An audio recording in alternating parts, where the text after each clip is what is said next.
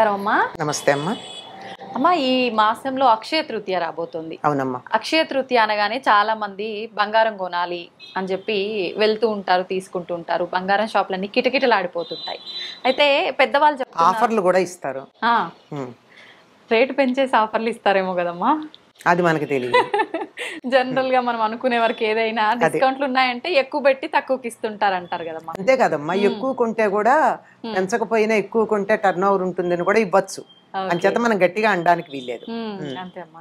అయితే అమ్మా, మళ్ళీ మరికొంతమంది పెద్దవాళ్ళు ఏం చెప్తున్నారంటే అసలు బంగారం కొనడం కాదు, కొని మనం ఎవరికైనా దానం ఇస్తే మంచిది అని చెప్పి. అసలు నిజంగా ఏం చేయాలమ్మా అక్షయ తృతీయ రోజు? అసలు అక్షయ తృతీయ అన్న పదాన్ని పట్టుకుని అక్షయం అంటే క్షయం కానిది, అంటే ఏది చేసినా అది అంతులేనంత ఫలితాన్ని ఇస్తుంది అన్న అర్థంలో చెప్తారు.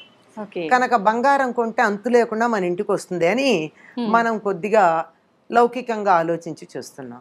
కానీ అక్కడ ఒక చిన్న లాజిక్ మర్చిపోయాం. ఏంటమ్మా? బంగారం ఊరికే వస్తుందా మన ఇంటికి? లేదు. ఏం చేస్తే వస్తుంది? డబ్బులు ఖర్చు చేస్తున్నాం. అంటే బంగారం మన ఇంటికి రావడం ఎంత అక్షయమో మన దగ్గర నుంచి డబ్బు పోవడం కూడా అంతే అక్షయం కదా. ఈ లాజిక్ ఎలా మిస్ అయ్యారు అందరూ? అవును కదా. నిజమమ్మా. మీరు కొని నాకు ఇస్తే నాకు అక్షయంగా వస్తుంది. అవును. కానీ నేను డబ్బు పెట్టుకుంటే నాకెలా వస్తుంది? అంతే కదా. అంచేత ఈ లాజిక్ ఒకటి గుర్తుపెట్టుకోండి. ఏం చేయాలో చేయక్కర్లేదో నేను చెప్పలక్కర్లేదు, మీకు అర్థమైపోతుంది. మొదటిది అసలు అక్షయ తృతీయ అంటే ఏమిటి? అక్షయం, ఈ రోజు ఏం చేసినా ఫలితం అక్షయంగా ఉంటుంది. ఫలితం అక్షయంగా ఉంటుంది అంటే నేను చేసిన పనికి నాకు ఇంత పని చేస్తే అక్షయమైన పుణ్యం వచ్చింది అనుకో, ఇంత పని చేస్తే ఇంతే పుణ్యం వస్తుంది. కానీ అక్షయంగా పుణ్యం, ఈ రోజు కాస్త మంచి పని చేస్తే అక్షయంగా పుణ్యం వస్తుంది. అంటే ఏం చేయాలి? నేను పుణ్యం వచ్చే పనులు చేయాలి. అందుకని ఈనాడు ఏం చేయాలని చెప్తారంటే, ఈనాడు ప్రపాదానం చేయమన్నారు. ప్రప అంటే చలివేంద్రం. చలివేంద్రం అంటే ఉచితంగా అందరికీ మంచినీళ్ళు ఇవ్వడం. ఓకే. పూర్వం చలివేంద్రాలు ఉండేవి కదా, పెద్ద కుండలు పెట్టి ఆ కుండ చుట్టూతా బట్ట చుట్టి నీళ్లు చల్లుతూ ఇలా కాడ ఉన్నటువంటి గట్టి దాంట్లో నీళ్లు తీసి అందరికీ ఉచితంగా నీళ్లు ఇచ్చేటటువంటి పద్ధతి. దాన్ని ప్రప అంటారు సంస్కృతంలో. తెలుగులో మనం చలివేంద్రం అంటాం. నీళ్లు ఉచితంగా ఇచ్చేది. ఇది నేను చేయలేకపోవచ్చమ్మా. నేను పని మానుకుని 4 కుండలు పెట్టుకుని అంతవరకు నేను చేస్తా. 4 కుండలు పెట్టమంటే పెడతా, నీళ్లు పెట్టమంటే పెడతా. కానీ అక్కడే కూర్చుని నీళ్లు పోస్తూ కూర్చోమంటే నేను చేయలేను కదా. అందుకని దానికి ఒక మార్గం ఏం చెప్పారంటే, ఇంతకు ముందే ఒక కుండ కొని 4 రోజులు దాంట్లో నీళ్లు పోసి కడిగి శుభ్రం చేసి, ఎందుకంటే కుండ వెంటనే వాడరు కదా, 4 రోజులు నీళ్లు వాడకూడదు అందులోది. దగ్గు జలుబు చేస్తుంది. 4 రోజుల పాటు కుండలో పట్టినటువంటి నీళ్లు వేరే దానికి వాడుకోవచ్చు. మొక్కలకు పోయడము దానికి వాడాలి, తాగడానికి వాడరు. ఆ తర్వాత కుండ మీద మూకుడు కూడా తీసుకోవాలి, అది కూడా మట్టిదే. తీసుకుని ఈనాడు దాని నిండా నీళ్లు నింపి వీలైతే సుగంధ ద్రవ్యాలు వేసి, అంటే యాలకు పొడి, కొద్దిగా పటికి బెల్లం, మరి తీపిగా కాదు, ఊరికే. అంటే మనకు అన్ని నీళ్లు రుచిగా ఉండకపోవచ్చు కదా. అంచేత అటువంటివి ఏదైనా సరే సుగంధ ద్రవ్యాలు వేసి, ఇంకా చాలా ఉన్నాయి నీళ్లలో వేసే సుగంధ ద్రవ్యాలు. ఏమేస్తారు? ఇంకా ఒక్క మల్లెపువ్వు వేయండి అమ్మా, నీళ్ళు ఎలా ఉంటాయో మీరు చూడండి. అవునా అమ్మా? ఒక కుండ నీళ్లలో ఒక్క మల్లెపువ్వు వేసి ఆ తర్వాత నీళ్లు తాగండి, వాటి పరిమళం ఎలా ఉంటుందో. ఒట్టివేళ్లు వేయచ్చు, యాలకు పొడి వేయచ్చు, ఇలాంటివి ఉన్నాయి, చాలా ఉన్నాయి. అలాంటి సుగంధ ద్రవ్యాలు మనకు అన్ని ఎక్కడ దొరుకుతాయి? కాస్త ఒక్క యాలక్కాయ కొట్టి అందులో వేస్తే చాలు ఇన్ని కుండెడి నీళ్ళకి. దాన్ని ఒక బ్రాహ్మణుడికి దానమేమన్నారు. ఆ తర్వాత ఎంతమంది కన్నా ఇవ్వచ్చు, మొదలు అక్కడ. ఇప్పుడు మొదటి నమస్కారం తల్లికి చేయమన్నట్టు మొదట ఇచ్చేది అలా ఇచ్చుకోండి అన్నారు. ఆ తర్వాత ఆ రోజు చెప్పుల దానం, తెల్లని వస్త్రాల దానం, గొడుగు దానం చేయాలి. అంటే ఎండాకాలం వస్తుంది కదా, చక్కగా చెప్పులు ఇస్తే ఎవరికన్నా శుభం. వాళ్ళు కాళ్ళకి చెప్పులు వేసుకుంటే అమ్మయ్య ఎండలో కాళ్ళు మాడకుండా ఉన్నాయని సంతోషపడతారు. అలాగే గొడుగు, ఎండలో నడిచెడితే గొడుగు. ఆ తర్వాత తెల్లని నూలు వస్త్రాలు, అటుపైన విసనకర్ర, ఇంకా ఓపికంటే చందనం. వేసంకాలం వస్తోంది కదా, చందనం పూసుకున్నా. చందనం కొద్దిగా మంచిది, మార్కెట్లో దొరికే పౌడర్ కాదమ్మా. మంచి చందనపు చెక్క దొరికితే దాన్ని ఒక్కసారి ఇట్లా అరగదీసి ఆ అరగదీస్తే వచ్చే గంధాన్ని నీళ్లల్లో గనక ఒక్క చుక్క అంతకన్నా ఎక్కువ కాదు మళ్ళీ అది కలిపితే ఎంత మంచి పరిమళం ఉంటుందో చొలవ చేస్తుంది శరీరానికి. అందువల్ల మంచి గంధం దానం చేయాలి. ఇంకా ఓపికంటే బంగారం దానం చేయాలి.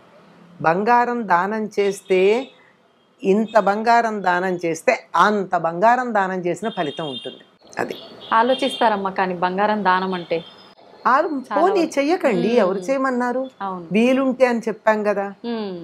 బంగారానికి ప్రత్యామ్నాయంగా బెల్లం చేయొచ్చుగా. బెల్లాన్ని కూడా బంగారం అంటాం కదా. ఎందుకంటే ఒక్క గ్లాసు నీళ్లలో ఒక్క ఇంత బెల్లం ముక్క వేసుకుని తాగితే ఎండలోంచి వచ్చిన అలసట పోతుంది. ఇది బెల్లం అంటే కొంచెం మోటుగా ఉంటుందని చారెడు పంచదార చిటికెడు ఉప్పు వేసుకుని తాగమని మనకి ప్రభుత్వం వారు ప్రచారం చేస్తారు. చారెడు పంచదార చిటికెడు ఉప్పు ఇంత బెల్లం ముక్కలో ఉంటాయి. సరిపోయింది. పైగా దాంట్లో ఇంకా కాల్షియము ఐరన్ కూడా ఉంటాయి. కనుక అది దానం చెయ్యండి. ఇలాంటివి ఇంకా ఇంకా చాదస్తంగా చాలా మంది స్వయం పాకాలు ఇస్తూ ఉంటారు.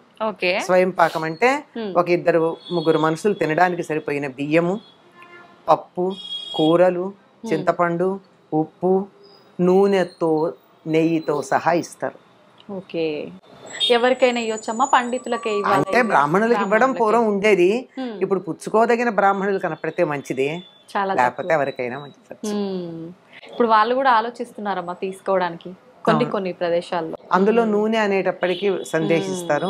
అందుకని చాలా మంది నూనె తీసి నెయ్యి పెడుతున్నారు. నెయ్యి పర్వాలేదమ్మా? సోమత ఉన్న వాళ్ళు అయితేనే ఇవ్వగలుగుతారు. ఎంతమ్మా, ఇంత ఇవ్వచ్చు కదా. ఒక పూట నెయ్యి ఎంత తింటారు? కిలో నెయ్యి తినరుగా. ఒక పూట భోజనానికి 100 గ్రాముల నెయ్యి చాలు కదా. అదే ఎక్కువ. వండుకుంటే కూడా ఎక్కువే అన్నంలో వేసుకోవడం కాక. కనుక ఇట్లాంటివి చెయ్యాలమ్మా.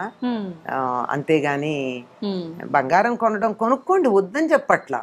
ఇవాళ్లే కొని తీరాల నియమం పెట్టుకుంటే మాత్రం ఇబ్బంది. దాని వెనకాల లాజిక్ కూడా చూడండి. ఎంత వస్తోందో, ఎంత వెడితే ఎంత వస్తోందో ఆలోచించండి. ఇవన్నీ ముందే తెచ్చి పెట్టుకుంటాం, కుండ ముందే కొంటాం. బియ్యాలవన్నీ ఇవాళ్ళు వెళ్ళి కొనం కదా, అన్ని సిద్ధం పెట్టుకుంటాం. సిద్ధం పెట్టుకుని ఇవాళ దానం చేసామంటే అది పుణ్యం. డబ్బు రూపంలో ఇస్తున్నాము, వస్తువు రూపంలో తెచ్చుకుంటున్నాము, అదొకటే డిఫరెన్స్ అమ్మా మీరు చెప్పినట్టు. అది కూడా నిన్నటి రోజున కదా. అది బంగారంది. మరి అక్షయం ఏదైనా అక్షయం అంటే డబ్బు పోవడం కూడా అక్షయం కదా. అంతే. కొంచెం ఆలోచించాలి. అవును, నిజంగా లాజిక్ మిస్ అయిపోయామమ్మా. లాజిక్ మిస్ అవుతున్నాం ఎందుకంటే వ్యామోహాల్లో పడ్డాం. అవును, ఆకర్షణలకు లోనైపోయాం. నిజమే. ఆకర్షణ, వ్యామోహం అనేవి రెండు పక్కన పెడితే సత్యం మన కంటికి అదే గోచరిస్తుంది. అమ్మా, ఈ అక్షయ తృతీయ ఇవన్నీ నిజంగా మన పాతకాలం నుంచి వస్తున్న ఆచారమేనా అమ్మా ఇది? అక్షయ తృతీయ ఉందమ్మా. అంటే నిజం చెప్పాలంటే మన తిథుల్లో ప్రతిదానికి ఒక ప్రత్యేకత ఉంది. కొన్ని ప్రాంతాల వాళ్ళు ఎక్కువ పాటిస్తారు, కొన్ని ప్రాంతాల వాళ్ళు తక్కువ పాటిస్తారు. ఇది మాత్రం మనం ప్రత్యేకంగా ఈ బంగారాలు కొనడం కాదు కానీ అక్షయ తృతీయ అనగానే కుండలో నీళ్లుతో సహా కుండ దానం ఇవ్వడం చాలా చోట్ల ఉందమ్మా. అయితే ఇప్పుడు కొంచెం ఋతువులు మారాయి. మనకి ఇప్పటికే వేసంకాలం వచ్చేసింది. పూర్వం ఇప్పటికి గానీ వేసవి వచ్చేది కాదు.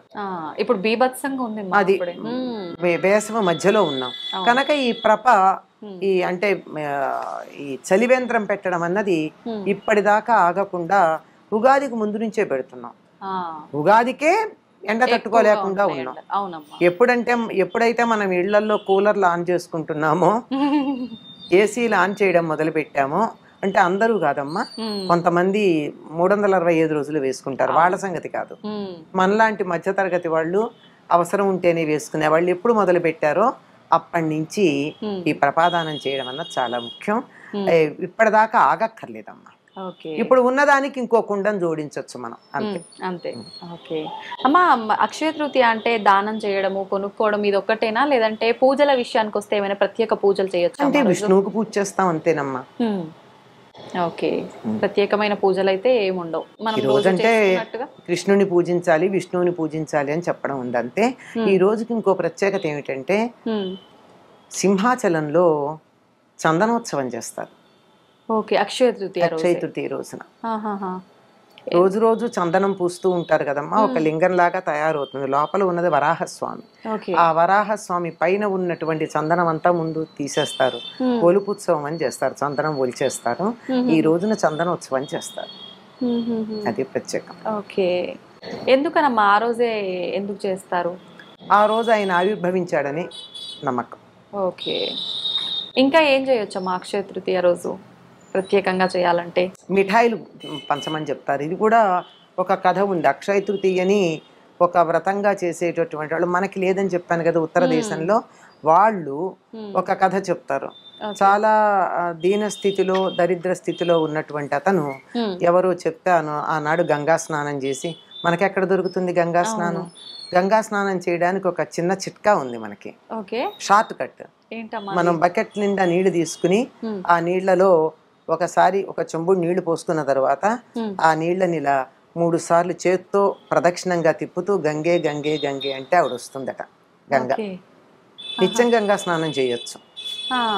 అలా గంగా స్నానం చేసి, మనకు అందుబాటులో ఉన్నది అదే గనక గంగా స్నానం చేసి ఆనాడు మాధవుణ్ణి పూజించి మిఠాయిలు చేసి అందరికీ పంచిపెట్టినందువల్ల చక్రవర్తి ధనవంతుడయ్యాడు అని మనకి ఒక కథ ఉంది. అందువల్ల ఈనాడు తీపి పదార్థాలు కూడా అందరికీ పంచాలి. చాలా మంచి విషయాలు తెలియజేశారమ్మా, ధన్యవాదాలు.